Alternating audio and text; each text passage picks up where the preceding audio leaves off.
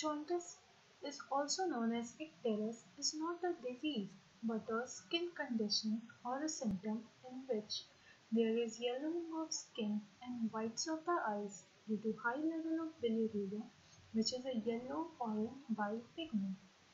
Jaundice is a clinical manifestation where the mucous membrane with all the tissues and tissue fluid turn yellow. Yellowing of tissues occur either due to hemobilirubin or cholebilirubin or both. It is most easily seen in the gums, sclera and ear pinna.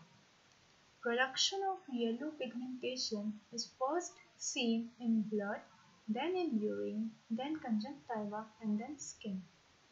Yellow discoloration is markedly visible in sclera, as we can see here, is markedly visible in sclera, that is white of the eyes, since we have talked a lot about bilirubin. You must be thinking that what is bilirubin and how are they formed. So first, let's see the mechanism of bilirubin formation. We all are aware that RBC has life of 120 days. After that, it is lysed in spleen, which we also call graveyard of RBC. RBC, when lysed, it releases hemoglobin, which is its basic component. This hemoglobin is further lysed to form heme and globin. The globin, which is a soluble protein, is reutilized in the blood, while hemoglobin, the other part of the hemoglobin, that is heme, is further broken down into pieces to release iron and porphyrin. Iron is phagocytosed by the phagocytic cell and then reutilized, and porphyrin forms bilirubin. Then what happens to the bilirubin in the body? Till now we have known that bilirubin is formed due to normal physiological process in the body from our own RBC. Then what happens? Bilirubin, after being formed, bind to the albumin of blood and thus become macromolecules. Being a macromolecule, it cannot pass through the glomerular filter, so it escapes via hepatic circulation and reaches liver. Liver, the ultimate organ where bilirubin are made useful.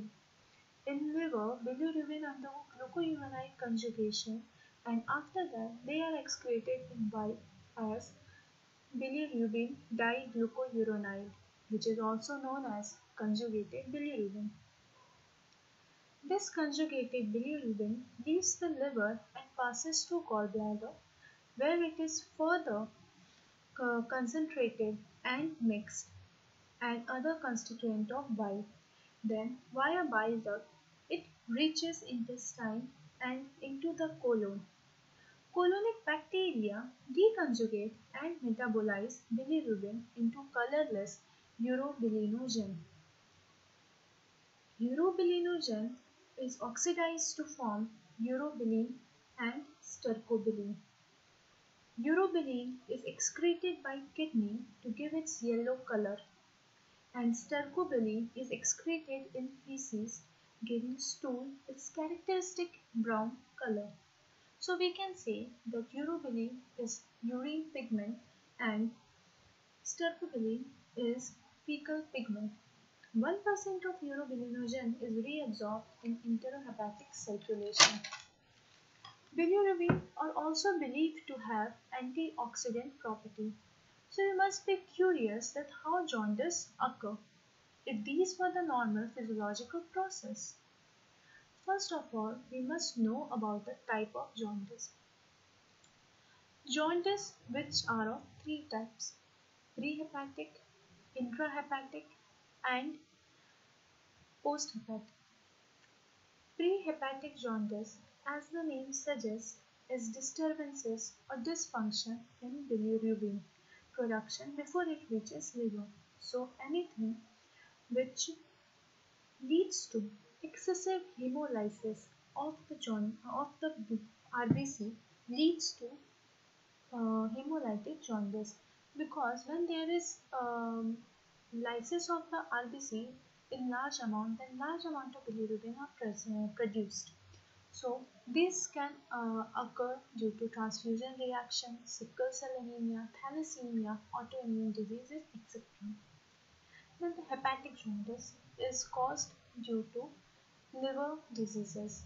This may be hepatitis, cancer, cirrhosis, congenital disorder, or drug. Post-hepatic means after liver, that is, defect in gallbladder or of bile duct. So, any of the above condition like gallstone, inflammation, scar tissue, or tumor block the flow of bile into the intestine. So, this is called post-hepatic jaundice. First of all, we must know about the hemolytic jaundice. Whenever there is increase in hemolytic rate, there is increase in the production of bilirubin. Bilirubin, when formed in large quantity, then excessive amount of conjugated bilirubin are formed in the liver, but liver too have its limit. So the unconjugated bilirubin are then excreted in the blood. So in clinical manifestation, we would see yellow feces and urine, since there is large quantity of conjugated bilirubin which further enters intestine, where it forms stercobilin and urobilin.